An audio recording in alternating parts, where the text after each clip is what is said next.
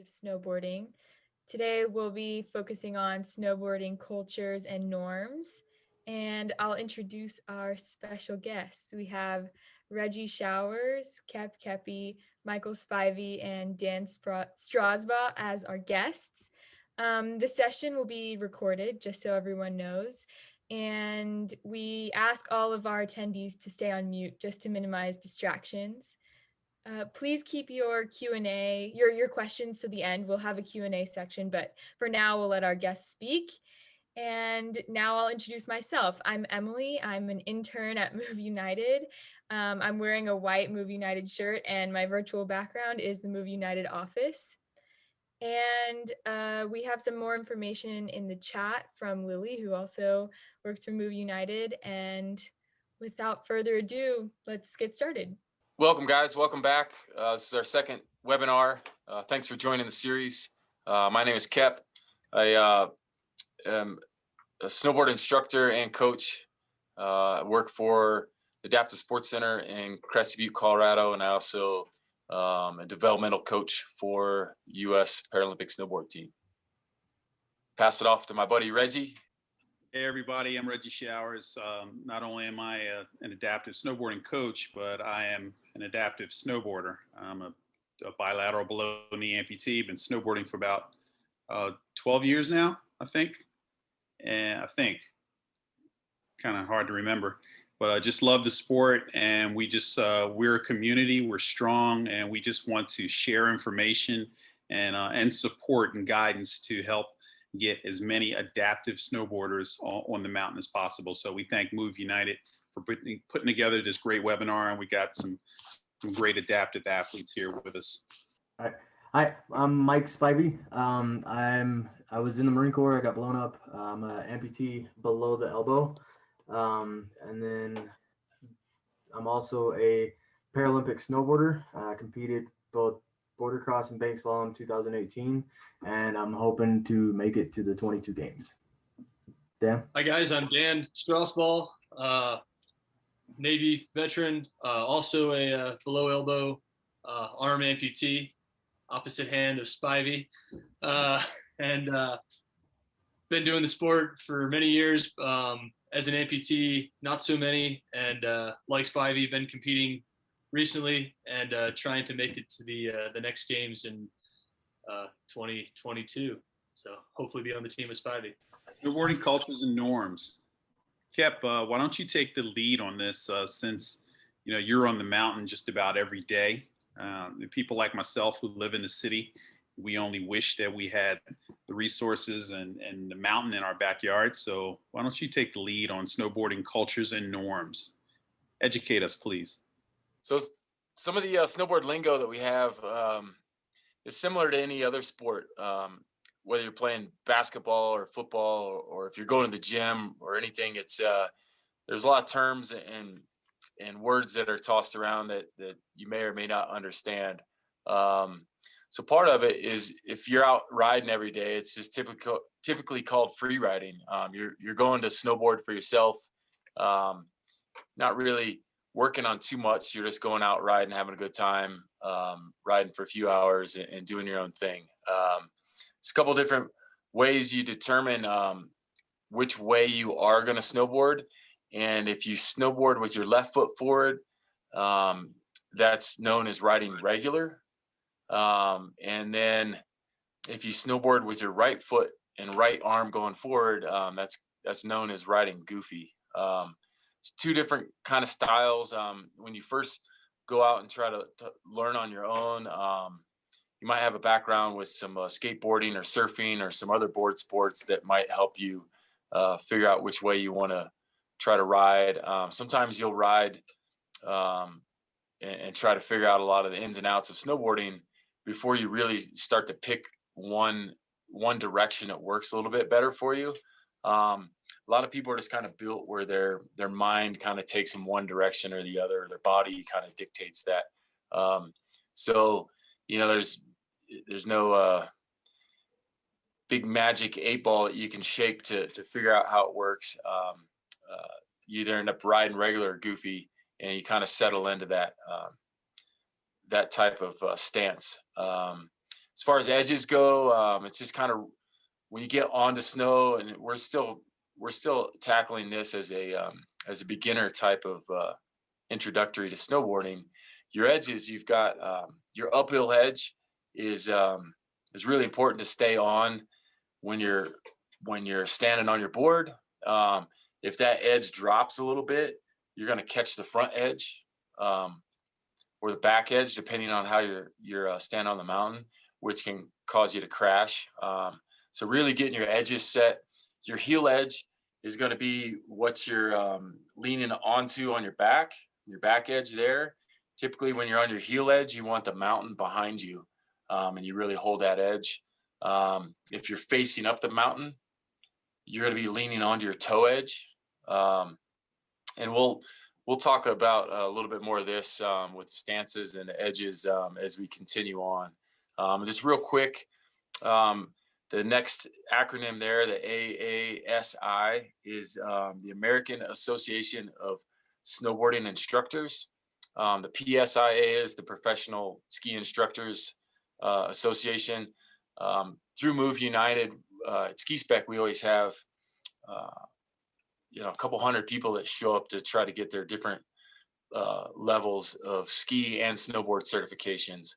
Ours, with the adaptive snowboarding, we have 3 different levels to progress your way up to how to teach and instruct for adaptive snowboarding. Mountain level difficulties, we've got another slide that's going to kind of help show how that plays out. The green runs up to black diamond runs. Snowboarding on the resort versus the backcountry. If you're on the resort, you're dealing with a private area that's got maintained and groomed runs. You also have some other territory that's there that'll be trees, and it's a little more rugged. But all that is one of the safest environments to learn how to ski and snowboard. They have a professional ski patrol that are there, avalanche mitigation, a lot of things that are to make it as safe as possible at the resorts. The backcountry is a little bit different, and we'll touch bases on that a little bit later as well. And then just a few more of the terms there. A yard sale is when you crash, and you might have a glove that goes that way, and your goggles go that way, and just kind of everything you have just ends up scattered all over in the yard, just like a yard sale. And then next up, fresh powder is something that will change your life. I know one of the first times I got to ride with Reggie for an adaptive event, we ended up taking our group of adaptive snowboarders on a snowcat, and there was about a foot of snow that had just dumped, and that was the first time I think Reggie had really been into big powder and big mountain stuff, and that definitely changed his life. Hopefully he'll touch base on that here in a few. And but yeah, riding fresh powder is just that it's that experience that you have that just really draws you back into wanting to be a snowboarder and wanting to get on snow as much as possible. And then carving is just carving something else that's magical as well, because once you really learn your edges and you start carving and start laying down carves, you can build speed, and that's kind of the direction that we're going with all this to get everybody involved with Paralympic snowboarding. Our speed events, they're extreme, so there's a lot of skill that goes into it. Carving's one of them that you really want to learn the basics, get your edge control down, and then kind of see how fast you can make it down the mountain. So yeah, some of the lingo, the terms, there's some stuff you definitely learn as you go along. Snowboarders are a little goofy, a little bit different, and that's something that kind of makes snowboarding special. So if I could add this right quick for our viewers, Spivey, if you will, can you share the differences, some of the dynamics that a new rider would experience between riding in fresh powder compared to riding on a groomed run? You know, what are some of the differences that you notice, first off? Well, I mean, with powder, it's it's a lot more forgiving, so people take a lot more chances. Like even like the groomed runs or whatever, especially if you get there in the morning whenever they're nice and fresh. Um, it's flat, you know, unless you end up in a mogul field somewhere.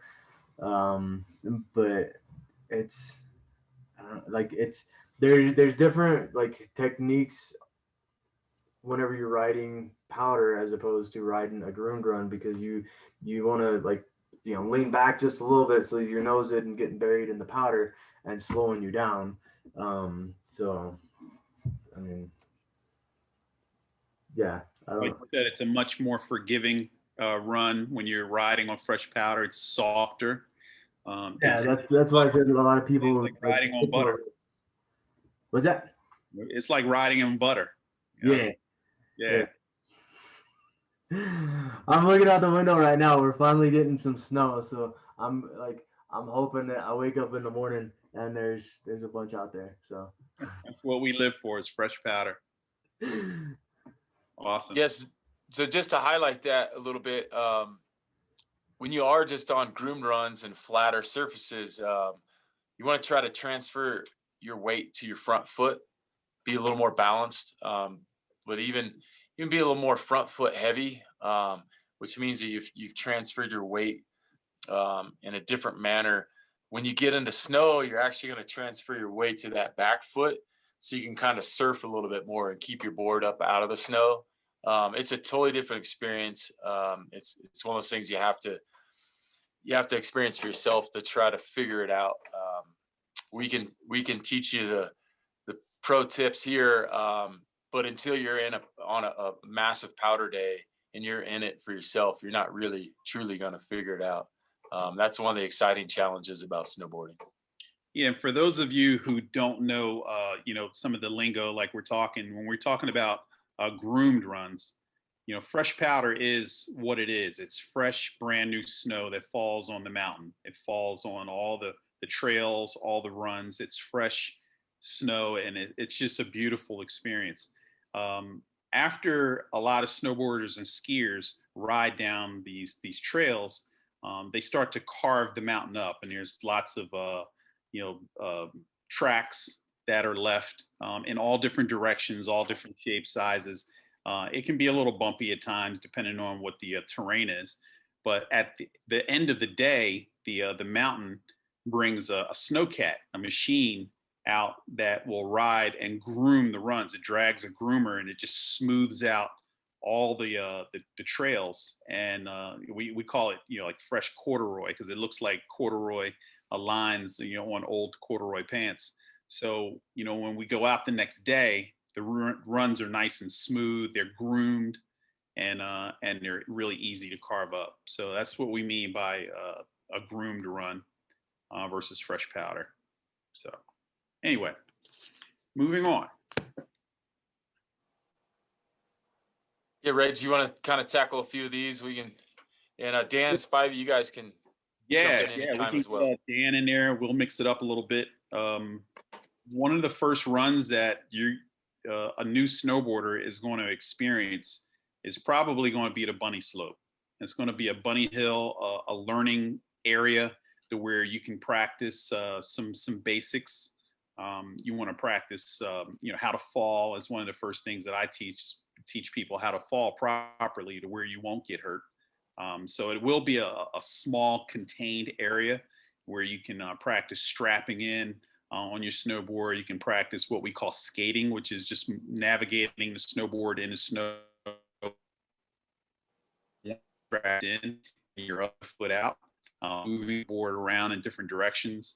But eventually, after you learn some of these basics, you're going to start moving on to other parts of the mountain that are set up for beginners. And one of the most forgiving and easiest runs that you're going to find is a green run. They're very, very fun to ride on. They're very slow. You can practice all of your fundamentals. There's a lot of people out on the green runs that are just learning to ride as well. So you won't be alone. Usually they're very wide open. There's no obstructions, and people are just out there taking their time on green runs. So green runs are definitely what you'll start off on. And then you'll start to, as you build skill, you'll start to move into more challenging terrain with your blues and blue runs.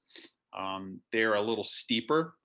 There may be some obstacles, so you will be riding at a little faster speed sometimes.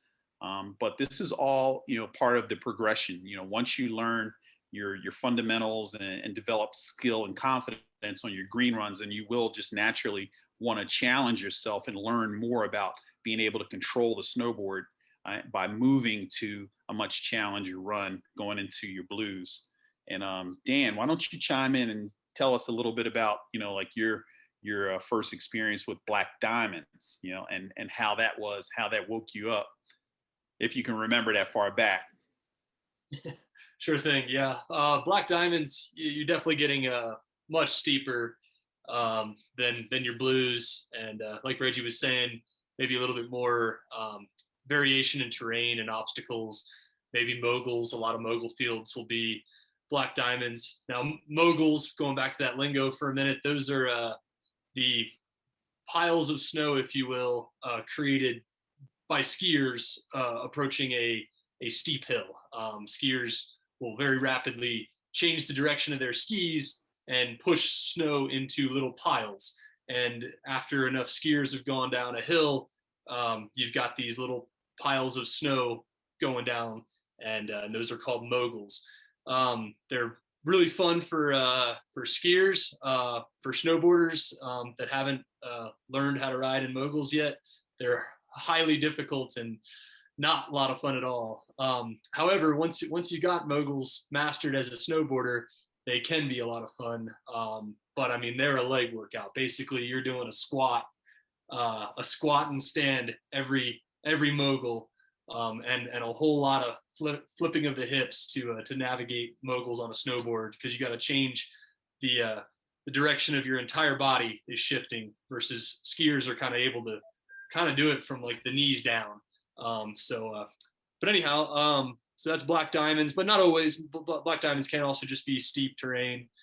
And then, for me personally, yeah, my first experience with black diamonds were on the East Coast, in like Pennsylvania, in some mountains, and usually we didn't get a lot of snow, so they're basically icy steep slopes that I just learned how to go straight down really fast and not die and not kill anybody else.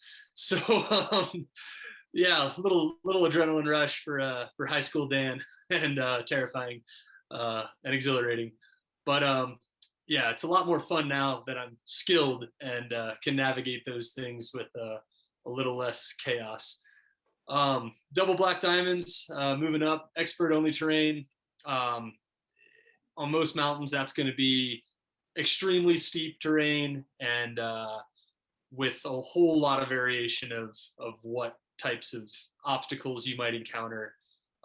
Where I ride, Crested Butte is kind of known for its expert only double black terrain, where it's basically inbounds, avalanche controlled backcountry terrain, meaning that it's natural snow conditions. So you might have rocks underneath, tree limbs underneath, cliffs. You kind of really need to know what you're doing getting into a double black expert terrain. But once you kind of get there, it's also a ton of fun getting that experience, especially on a good powder day, where, like Spivey was saying earlier, it's very forgiving. You can maybe try to undertake a few things that you wouldn't maybe necessarily do on a non-powder day where you don't have pillows to protect you. Basically, any and all of my cliff drop work has been done on deep powder days. So otherwise, it's not really too fun to go risk your life. And then finally, go ahead, Reggie. No, go ahead. And then I'll interject after you finish with Orange Oval freestyle terrain. Copy. Orange Oval freestyle terrain, that's going to be your parks, commonly referred to as the Snowboard Park, because I think they were kind of created by snowboarders, having jumps and maybe half pipes and rails, things of that nature. That's kind of more of the skater side of snowboarding, or developed from skaters, to where you're doing jumps and maybe popping onto a rail and sliding on on actual metal rails and such that are on a section of slope that's roped off and prepared and designated as the snowboard park. So people going in know what they're expecting in there.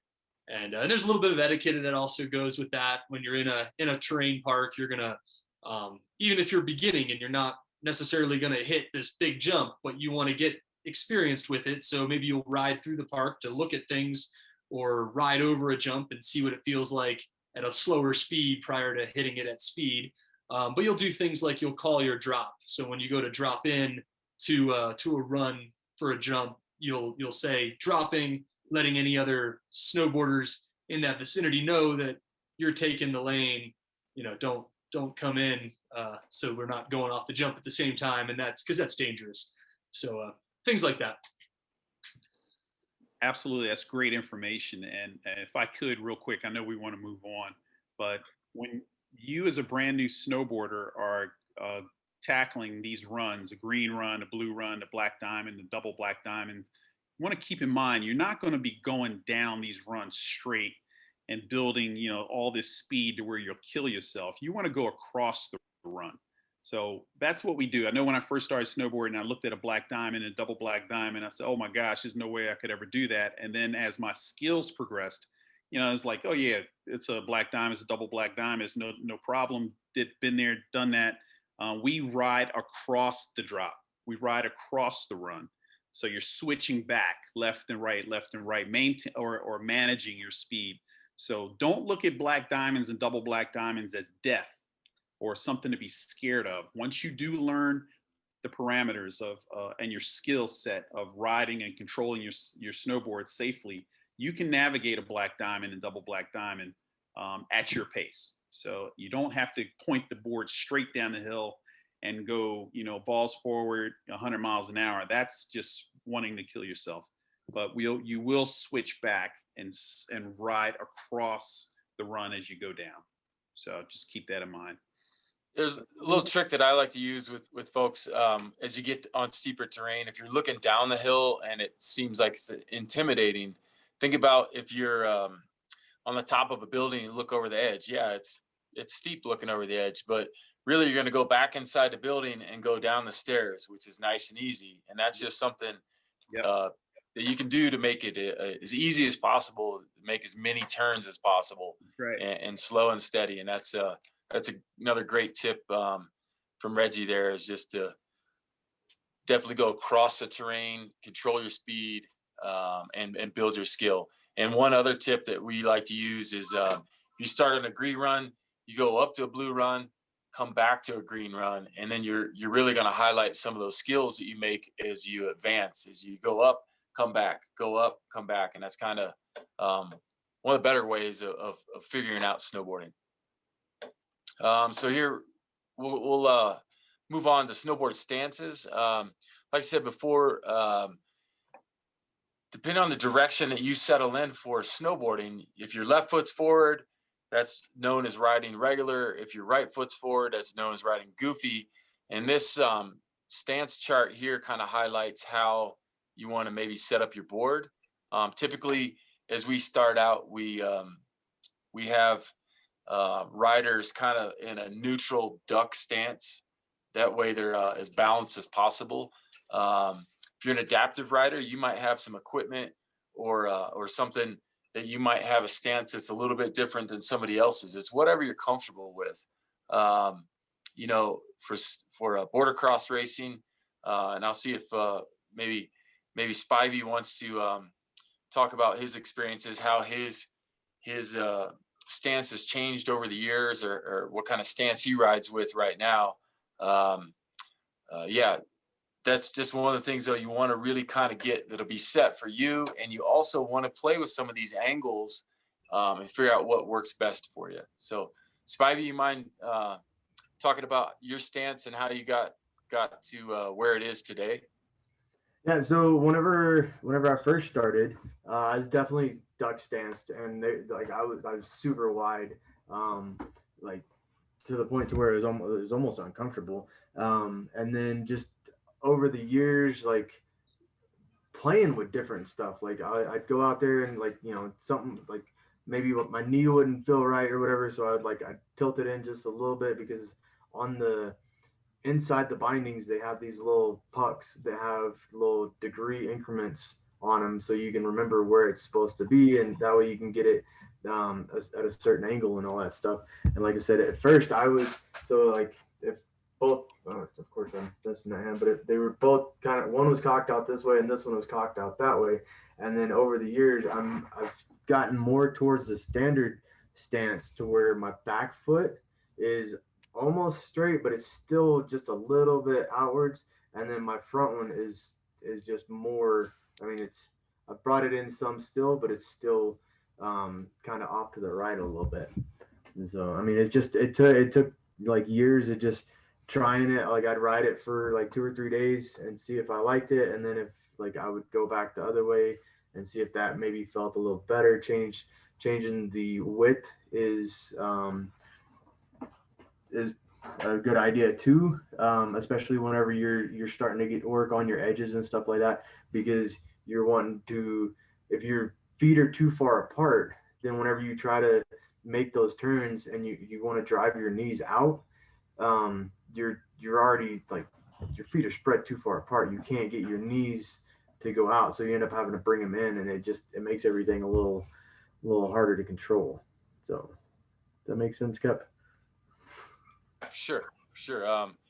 Yeah, that's one of the things that, like Spivey said, it can take years to sort out the stance that you settle into, especially for racing. One other thing I'd like to add in maybe too is Spivey's talk about the different stances that you have for different boards, like a powder setup versus a groom day or a race board setup. Oh, I thought you were gonna. So I was thinking about something that I was gonna bring up that I think you had me do probably about 8 years ago, whenever I was still learning, and I wasn't getting a bunch of time on mountain, but I actually traced my binding with a Sharpie. That way, in case like I took the bindings off and I didn't ride for like a year or whatever, I could come back kind of to that same stance. But yeah, you were asking about differences between like riding in powder and riding on like a regular groomed, or even riding race stance. Is that what you? Right, like how you set up different boards, and how you how you have your stance a little bit different for if you get a new board. Like, how do you set up your board as it is? You kind of have a standard that you still go back to, and kind of explain how that works. Yeah, so I do have a standard, and it's usually, what is it? I think it's 21 and a half from center to center of my bindings, and with a -3 and a 6, no, -6 and 9. But if you look at your most boards, or whatever, or a lot of boards, that especially the ones that don't have the slider rail, it'll have, what is it, five bolt holes. And so usually you can go with the middle, like, well, actually, there's 5, so you got this one and this one that your bindings would go into. But if you're switching to, like, say, powder, you're gonna want to pick those up and move them back a bolt. That way you're further on the tail, and then yeah, that way you can. It just makes it easier, and you don't burn out your leg riding all the powder and everything like that. But like on a regular mountain at a resort and stuff like that, like I said, the middle holes, as long as you got the board the right kind of around the right size for you. But at the same time, like I said, if you put it on the middle bolts and holes, and your feet are just like way too wide, way farther than like shoulder width apart, you're gonna want to bring those in, and then you're not gonna want them. You're not gonna want them on the total inside. You're not gonna want them here. You're not gonna want them here. You want somewhere in the middle. So that makes sense. Nice, thanks. If I can interject right quick before we move on, is everybody has a cell phone, and there's always a notes section in your cell phone, and it's a really good idea to, once you get your board set up and have your stance set, is to record the numbers, where the degrees of where each binding is placed, and that way you can always, experiment. You can come back to that stance if you like that, and then you can try something else to see if you like something else, and that way you won't never be lost. You just record all your different stances for different days, and then mark your progress. So anyway, we can. Yeah, and that's definitely something we encourage for all new adaptive athletes is to make a journal. Yep. Every time you make an adjustment, write it down.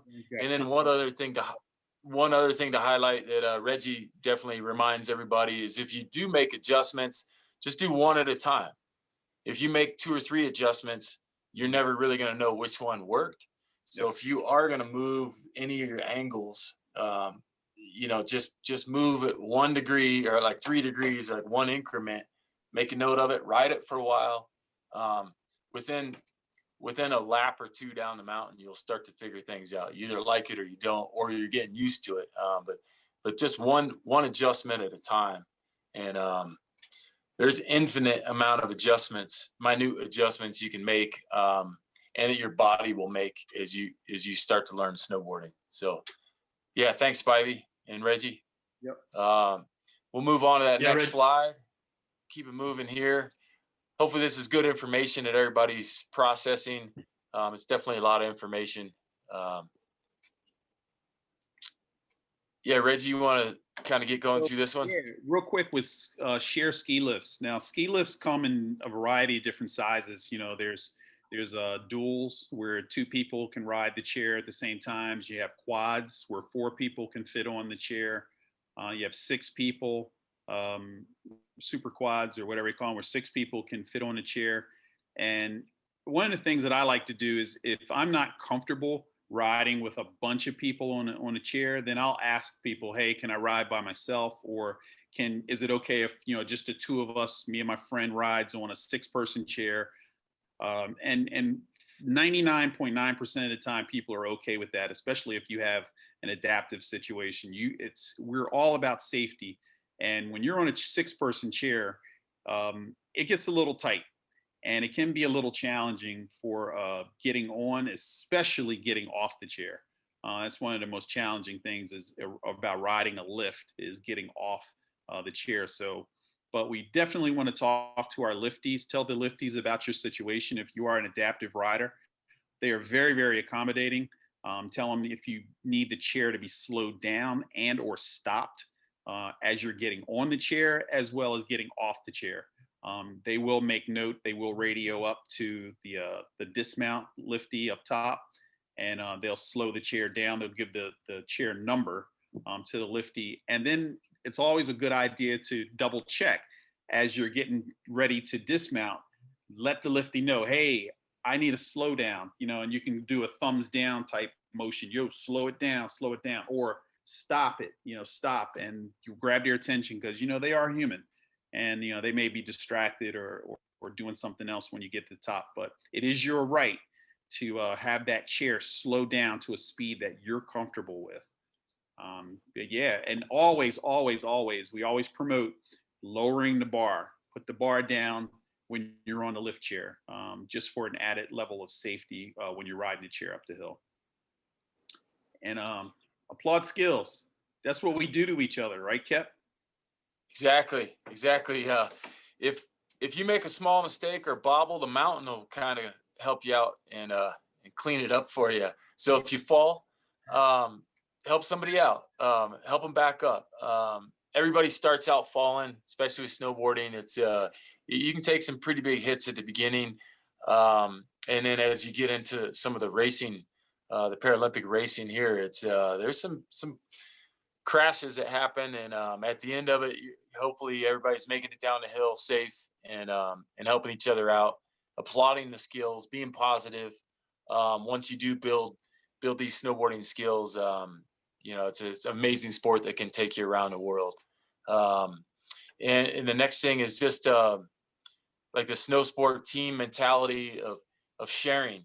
If you're sitting at a lunch table, share your space, invite other people into your space, hang out. Skiers and snowboarders are all the same. If you feel like you're intimidated because you might be the only snowboarder in a group of skiers, you know, maybe those attitudes will change after you take a few runs with them. Everybody's the same. Everybody's out there just trying to slide on the snow and have a good time. Um, yeah.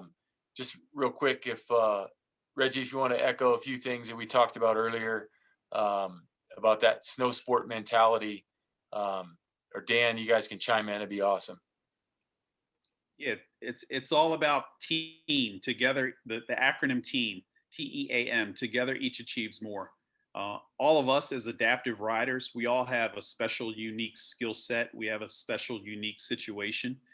Just because you're a unilateral, if you have two unilateral amputees, their level of amputation on their residual limb may be a little bit longer, a little bit shorter. Somebody may have a 6-inch amputation below the knee compared to another person who has an 8-inch amputation below the knee. Their skill set is going to be a little bit different. Their leverage is going to be a little bit different. And the way that they ride their snowboard is going to be a little bit different. So they can take that information and that experience that they have and share it with the rest of the community. And that is valuable, valuable information. It'll give us ideas and things to think about and work on as we try to progress with our own skill sets. So I always tell, our athletes, each and every one of you is a wealth of information for the rest of the community because your situation is unique. Just because you're a single leg amputee, not all single leg amputees are the same. So we always, always, always want to help each other to progress and get better at what it is that we want to do, and that's snowboard. So if we can keep moving. Next slide, please. Yep.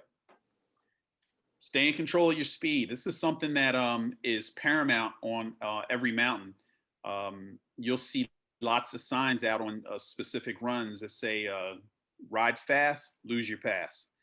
And there's lots of snow patrol members or ski patrol members that will be out on the hill checking for people who are riding or skiing way too fast, out of control, because they create a hazard for everybody else on the mountain, especially those who are just getting ready or just learning how to snowboard.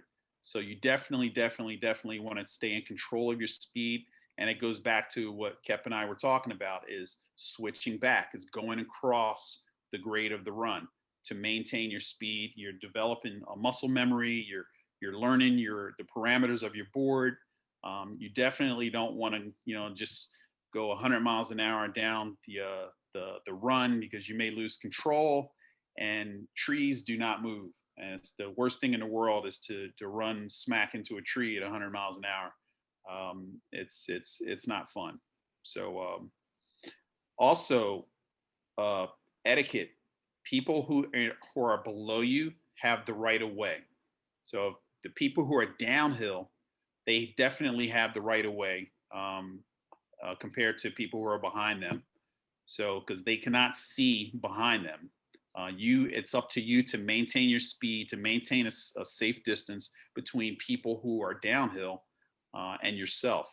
A lot of times little kids will, make these just big sweeping turns on their skis, and you have to take that into account when you're trying to pass them. Sometimes you'll have to brake check many times to avoid running into a little kid.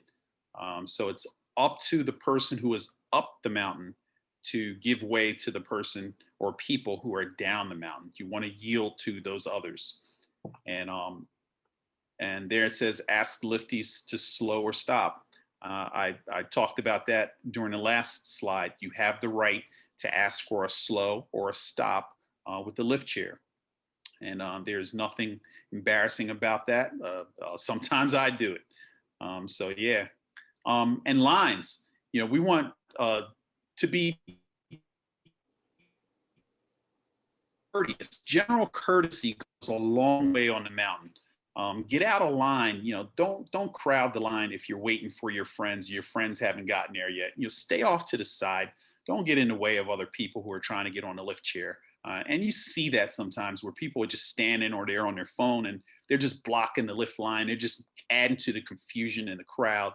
But stay off to the side if you're waiting for your friends until your friends get there. Then you guys can all, skate up and load the chair together, and keep your trash. Stick it in your pocket.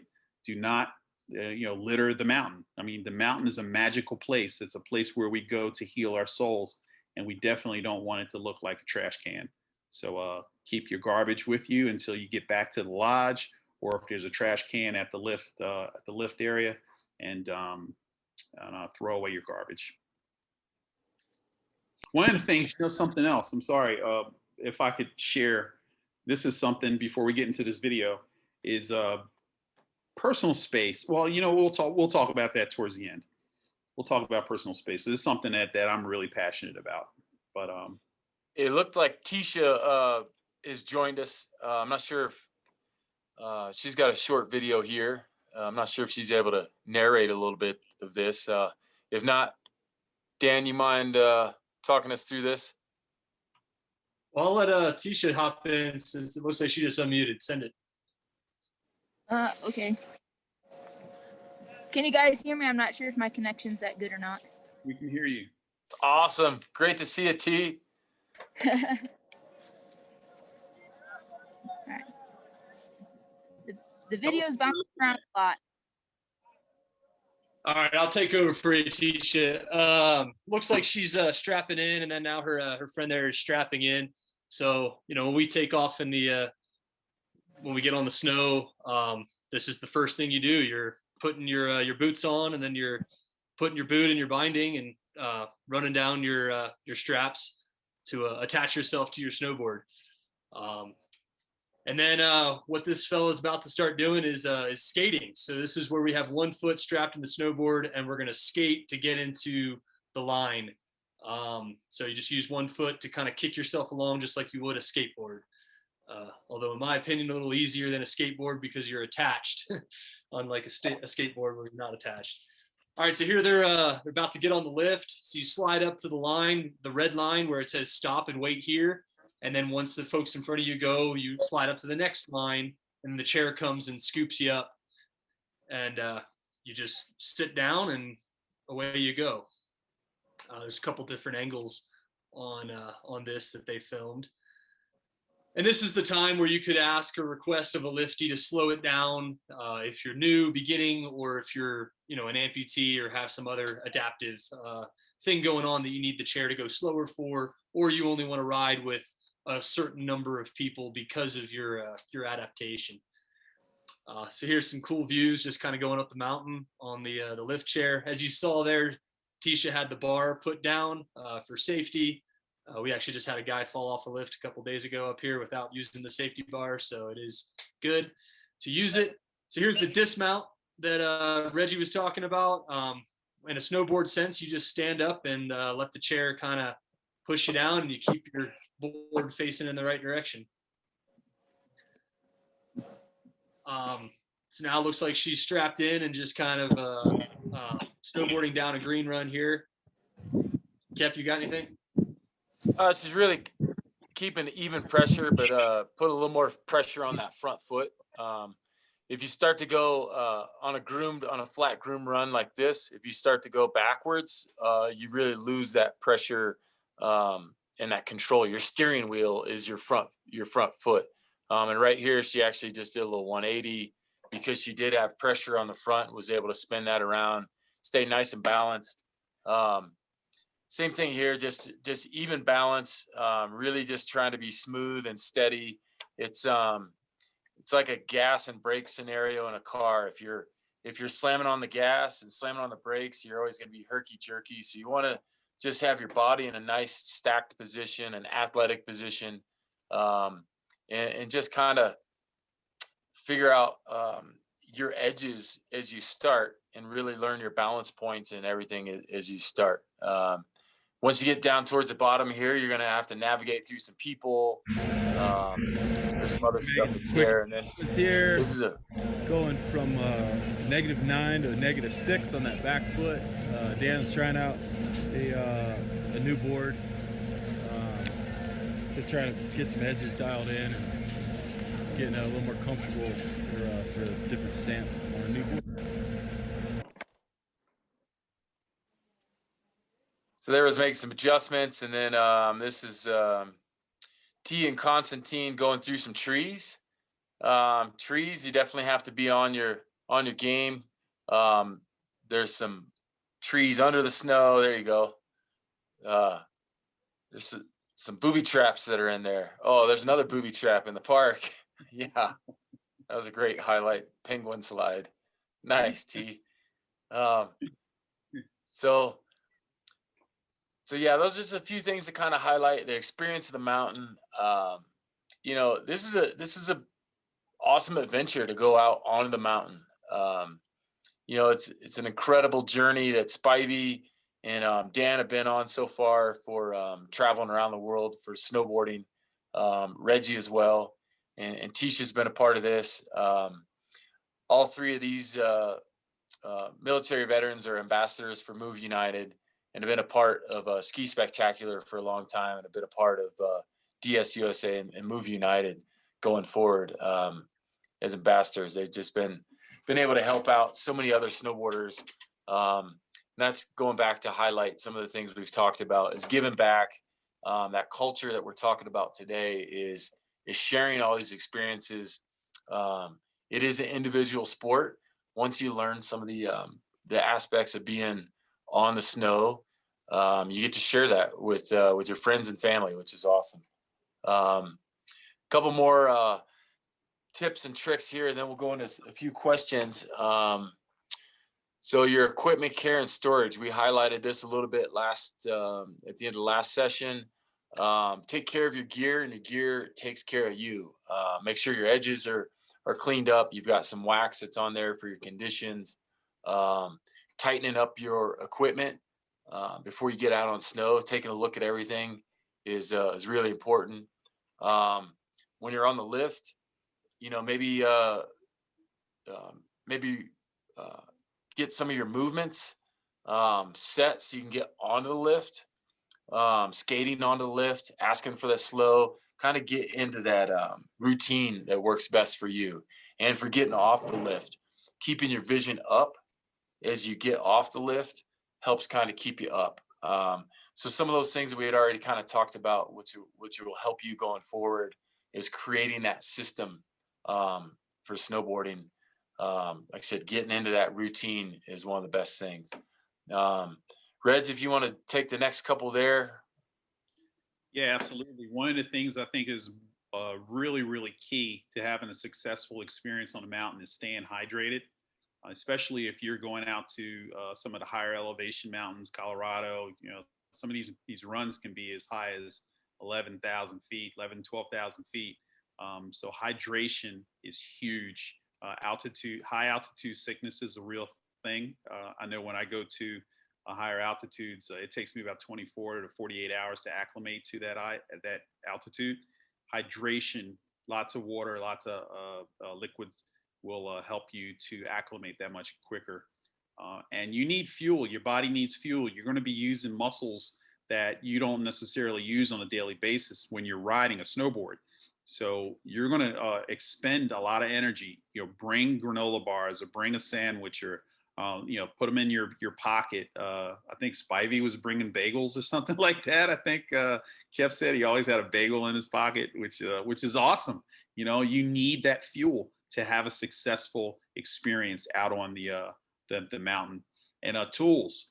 I always bring, me as an amputee, I always bring Allen wrenches and a pair of pliers and stuff because my legs are they're components and they have bolts and nuts and screws, and I need to have tools to be able to tighten, unloosen, move stuff around, whatever I need to do to adjust. So you got to have tools that are specific to your situation. And they also make some snowboarding tools, some little teeny screwdriver, ratchet, flathead, and Phillips screwdriver tools that you can use on your snowboard. It's for to make adjustments. And you can stick that right in your pocket or in your jacket pocket. It's really convenient. It's really smart to have tools. And I think Koeppe mentioned something about nowadays with COVID, a lot of the tools that were available to us, to the general public as a perk from the mountain, are no longer there. So we have to bring our own stuff. And additional clothing. Spivey brought up a good point that, if you are like a leg amputee, you might want to bring some additional prosthetic socks. because you're going to be out there on the mountain putting a lot of pressure on your residual limb. It's going to be easy for you to lose volume. You may need to fill that void inside that socket with additional prosthetic socks. So, and as well as layers of clothing. You definitely want to stay warm when you're up there. So, next slide, please. I know we're running late. We're going to get into some questions and answers, and always, I'm all about the protect that noggin. So we have helmets that we wear. I like to wear a face mask because it keeps my face nice and warm in that really, really cold air that we're riding through. But now during COVID, I mean, everybody wears a face mask, so we've gotten used to that, and socially distanced and lift lines. This is really cool because this is something that is a pet peeve of mine, is respecting other people's space. There's a lot of really, really cool snowboards out there, and they can be very expensive. Snowboards can be expensive, and we take pride in keeping them clean and keeping them nick free. And you got a lot of people that have skis on or snowboards that just are totally oblivious to where they are in line during the lift line, and they'll just run right into your snowboard. They'll nick your stuff all up, and then then there's words that can be exchanged, and you want to fight. And I've been in some situations where I've had some words with people who were too close behind me. They were just kept running into the back of my snowboard. And so now with COVID, and everybody is trying to maintain a social distance, or a physical distance as we call it, hopefully that where people are a little bit more aware of the importance of staying away from or giving space to other people. And it's just an etiquette thing. It just makes sense. Just give people space, respect their space, and not only in the lift lines, but as well as on the mountains. So yeah. Like Reggie said, the mountain is a magical place. Everybody's kind of going there to have their own fun. As an adaptive snowboarder, you're trying to figure some things out and learn the sport. Starting off on the bunny hills is usually some more space. As you start to go into different areas, you can kind of get claustrophobic with a lot of people coming down at the same time. Just remember that you're out there for your reasons. You have just as much of a right to be there as anybody else. Yep. Always kind of keep your head on a swivel. Accidents happen, but just maintain your own space, your own lane. Have a great time while you're up on the hill. Learn as much as you can. Build those skills, and then really be able to get off on your own adventures at your own pace. That's the important thing with adaptive snowboarding, is it's not a race. Spivey and Dan have joined us today as racers. Reggie's been a racer as well. Snowboarding is about just that experience, and whatever reason you're out there, you can take it as slow or as fast as you want. Build the skills first. You'll definitely be able to get there. So yeah, I believe we have just a few minutes here for some question answers. I believe Emily's going to lead this one. Yeah, thank you all for your insight. This is awesome. And I know we're running a little short on time, so if any of our participants have to run, no worries. This webinar is being recorded and it'll be on YouTube soon, so you can still hear the answers to others' questions. But actually, I have a question, and I'll direct this one at Dan. So my question is, if there is an emergency or I need help while I'm on the mountain, what should I do? So most mountains, or actually all mountains, have a ski patrol office with the guys in the red jackets with the white crosses. They're medics on skis or snowboards. And most mountains also have a hotline, a phone number for that ski patrol office. And if you have cell reception on your particular mountain, it'd be good to have every mountain you go to, you should write down that ski patrol number and have direct access to their dispatch and be able to call for help. Two other options that exist. One is 911. You can always, if you have cell reception, call 911 and tell them you're on a mountain, and then they can relay your information, the 911 operator, to the ski patrol dispatch. And that's if you need to utilize that. Another option is to leave somebody with the victim. Like if you're in a party, have somebody stay with the individual that got injured And while you yourself or somebody else rides to the bottom of the hill to get in touch with either a lift operator, or a lot of times, a lot of mountains will have folks in yellow jackets or something like that that are information helpers. They have radios, mountain safety officers, or a ski patroller, somebody with a radio that works for the mountain that can radio and tell ski patrol where the injured person is. Thanks. That's really good to know. Another question I have is, do skiers and snowboarders ride together everywhere, or are some mountains or trails separated for skiers and snowboarders? For the most part, it's all mountains are everybody. There's a very few, maybe two mountains, I think, in the United States that that are skier only.